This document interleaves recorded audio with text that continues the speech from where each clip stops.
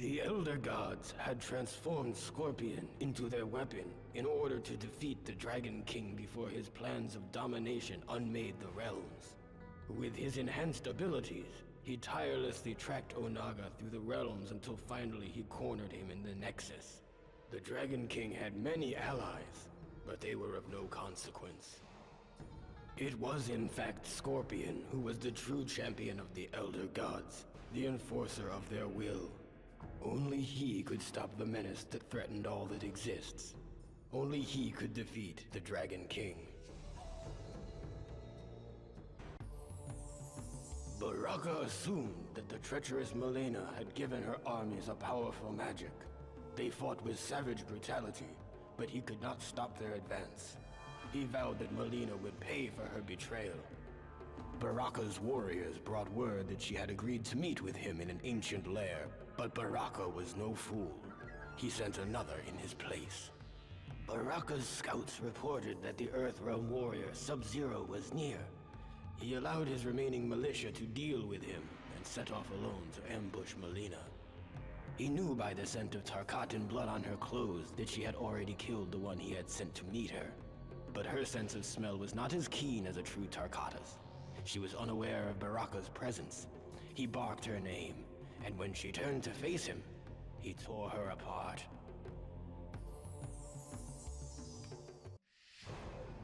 On his way to the rendezvous point with Raiden and the others, Sub-Zero was ambushed by a band of Tarkatan warriors in the living forest. He tried to outrun them, but there were too many.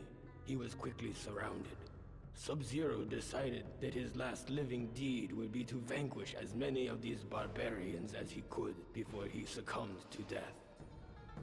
As Sub-Zero began his attack, he felt his armor speak to him. It guided and strengthened each blow as he broke their limbs and crushed their skulls.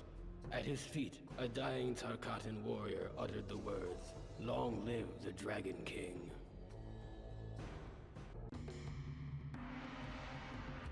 Because it was widely believed that Princess Kitana had slain her many years ago, none were suspicious of the veil Malena wore to conceal her Tarkatan features. It was not difficult for her to assume the identity of the princess and take control of her alliance. To further conceal her deception, Malena gave command of the armies to Boraicho and instructed him to lead the attack against Baraka's diversionary forces. Baraka's militia had failed to divert the enemy, and to her surprise, was decimated by Boraicho's forces.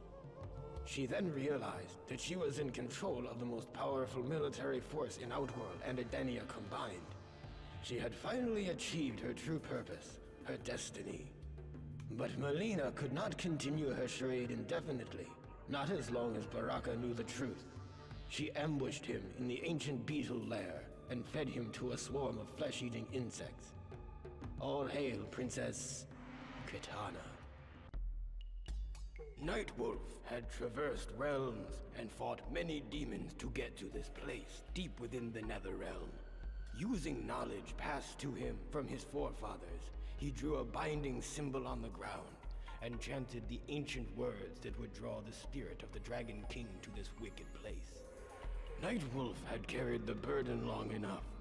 He released the sins of his people into the mystic symbol, and their weight bound Onaga to the Netherrealm.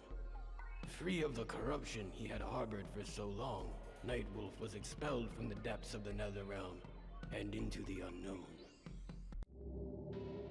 In an outer chamber of the Dragon King's throne room, Ermac did battle with Liu Kang's enslaved comrades. Ermac was more than a match for the five warriors, but their defeat was not his objective. Liu Kang materialized and one by one freed their souls while Ermac occupied the rest. Eventually, all five were awakened from their enchantment and freed from Onaga's control.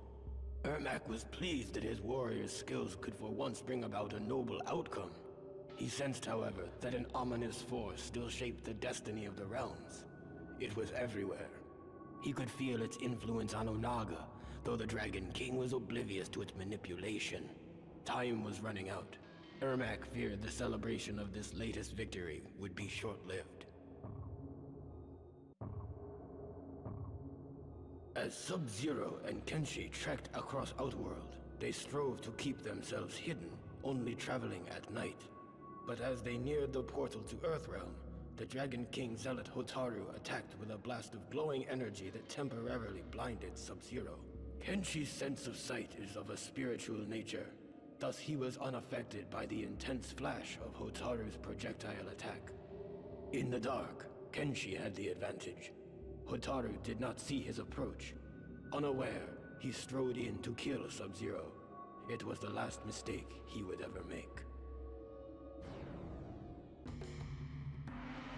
In the wilds of Outworld, Hotaru captured the renegade Earthrealm warrior Sub-Zero and brought him before the Dragon King.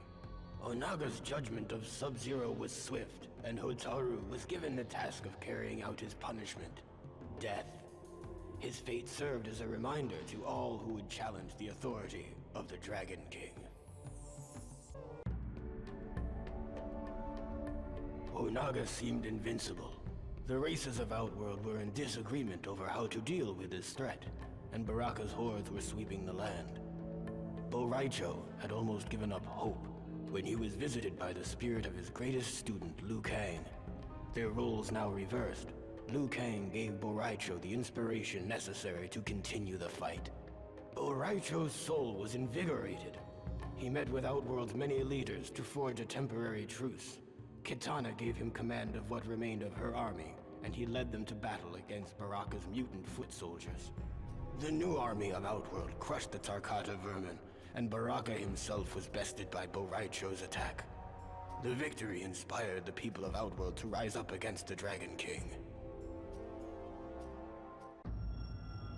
An alliance had been formed of warriors from vastly different origins, but with a similar goal: to defeat Onaga. Li Mei marched uneasily into battle against the Dragon King. The closer she got to him, the more she came to understand which side was truly deserving of victory. Li Mei turned on her former allies and gave her emperor the time he needed to finish merging the Kamidogu. The Dragon King was now all-powerful. He had the means to control the universe, to make and unmake as he saw fit. Li Mei watched in delight as the Elder Gods fled before his might. Onaga then transformed her into his queen, to be forever at his side. He had given her power beyond anything she ever imagined. Together, they will rule the One Realm and slay the last of the Elder Gods.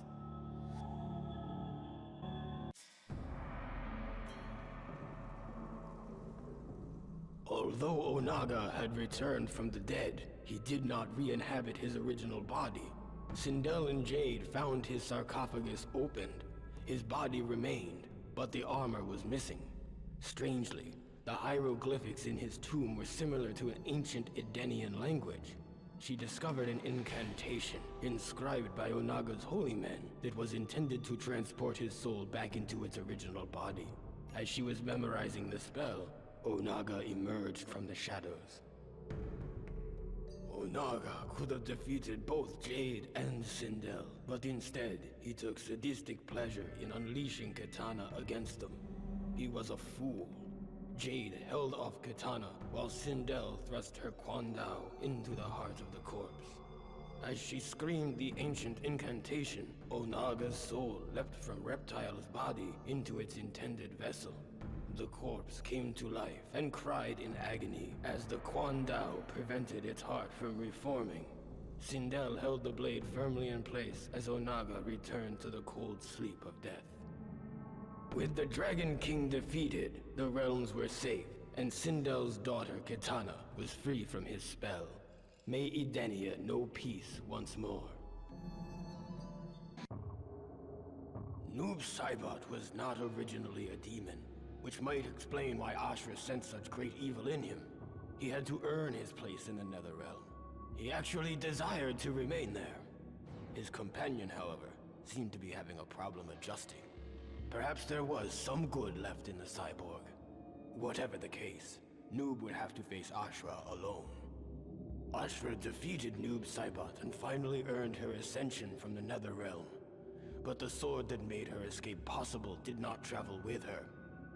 I suspect it still remains in the Netherrealm, waiting to release another of its denizens from damnation. The others had defeated the Dragon King, but left his broken body unattended on the floor of his throne room. Not long ago, a similar fate had befallen his former advisor, Shao Kahn. Havoc ripped the still warm heart from the carcass and consumed it, thus absorbing Onaga's power to reanimate the dead. Had the Dragon King succeeded in his plans for total domination, the never-ending turmoil of life would have come to a stifling halt. Those who defeated him believed that the realms were at rest once more, but Havoc vowed to restore the chaos that once ravaged Outworld. Shao Kahn would rule again. In Edenia, Tanya had located the ancient texts that described the process by which to fuse the Kamidogu into one. With this information, Onaga was able to create the One Kamidogu, a tool of unspeakable power. As the Dragon King was distracted, reveling in his victory, Tanya seized the opportunity to snatch the Kamidogu from him, thereby obtaining godlike power. She destroyed the Dragon King and became ultimate overlord of the realms. Liu Kang's friends had been freed, Onaga had been defeated, and the realms were secure once more. But there was one battle that remained. Liu Kang's body had been used by some unknown force as a tool of destruction. It had left death in its wake and needed to be stopped. The chaos would end in Earthrealm. The fight raged with neither combatant able to best the other, when a jolt of energy crackled through them both. Liu Kang's nerves blazed like fire, and he felt a rush of air fill his lungs for the first time since his death. He was Liu Kang once more, protector of Earthrealm, champion of Mortal Kombat. Once they had defeated the enemies of Havoc, Cabal complimented Cobra and Kira on their ferocity in battle. Their true test, however, was to face each other, to decide which of them was worthy of the new Black Dragon clan. Neither refused the challenge.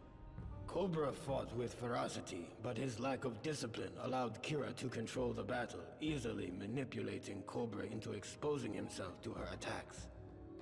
She defeated him and proved her worth to Cabal, who gave her the honor of finding 2 more recruits to pit against each other in Mortal Kombat.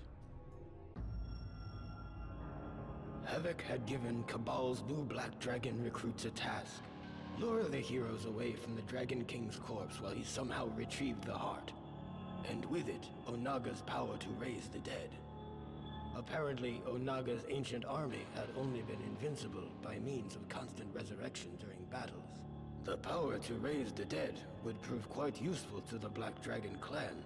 Cabal slew Havoc and took the Dragon King's heart for himself. Havoc was most impressed. Cabal brought his new recruits to Outworld, where a siege was underway against the Dragon King. Cobra grew impatient. He wanted to join the fray, but Cabal held him back. They were not to attack until the heroes had won. Once the Dragon King had been defeated, Cabal gave the order to strike the victors. The new Black Dragon tore through their ranks and left no survivors. Cobra came to realize that he was going to like being a Black Dragon.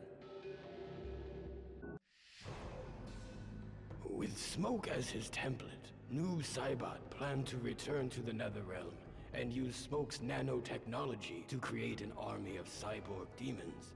He was unaware that they were followed by someone Noob had not seen since before he became a Wraith. Smoke instantly recognized their visitor. He was an echo of their past.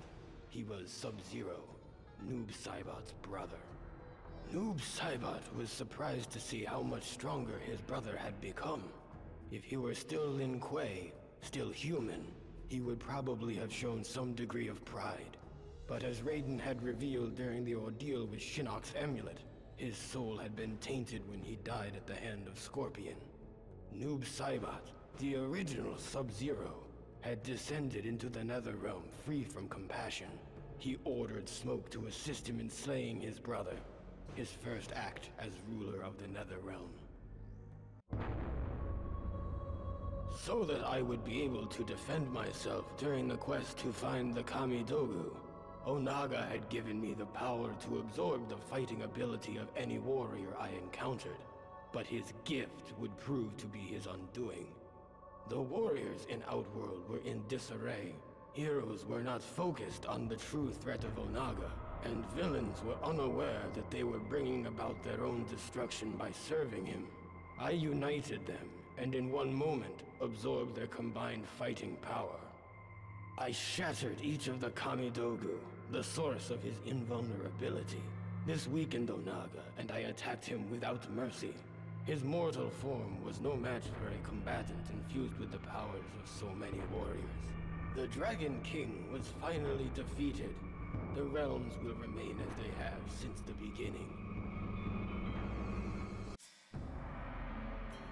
The mercenary Dairu had succeeded in stealing the Declaration of Order and was paid many coins for his efforts. After Darius hid the document, he announced its capture to the world and heralded a new beginning for the realm of Sado. As Darius had predicted, officials were outraged that the Resistance had stolen the most prized possession of the Sadan government. Hotaru was ordered to lead the charge against them. He underestimated their numbers, however, and the Resistance defeated him and his men. The Senate would soon be in the hands of the revolutionaries. My patience for mortals has worn thin. If I am to protect Earthrealm, I must punish those who would threaten it. The fool Shujinko had let himself be deceived into believing that he worked for a greater good. He was in fact an unknowing tool of a greater evil, one that had almost caused the destruction of Earthrealm. That Shujinko undid his mistake and destroyed the Dragon King is of no importance. Those who place Earthrealm in harm's way will pay with their lives. Normally, Dairu took no risks and ambushed those he had been hired to kill. But in this case, he felt compelled to announce his intentions to kill his fellow guardsman Hotaru. There still must have been some code of honor left in his cynical heart. Hotaru was defeated, but before Dairu could reveal who had commissioned the attack, Hotaru drew his dying breath. The traitor Tanya had given the Dragon King the information he needed to finish merging the Kamidogu. But before he conquered all the realms, Jade would see Tanya dead. Jade had allowed Baraka's soldiers to capture her, feigning defeat in battle. As Tanya approached her prisoner, Jade waited for the right moment, and threw a glass orb filled with concentrated Tarkata essence at her. The glass broke, splashing its contents across Tanya's body. Baraka and his vile savages worked themselves into an uncontrolled frenzy. They perceived Tanya to be a rival male, and instinctively attacked. I doubt she survived the encounter. My enemies have failed to prevent me from fusing all the weapons of the Elder Gods into one. I used this ultimate weapon to warp reality, merging the realms into a singular existence. The Elder Gods were helpless as I used their own power against them, in the void beyond the One Realm. Not satisfied with merely ruling the One Realm, I seized all that exists and merged it into myself. There can be only one consciousness. I am everything. I have become the One Being.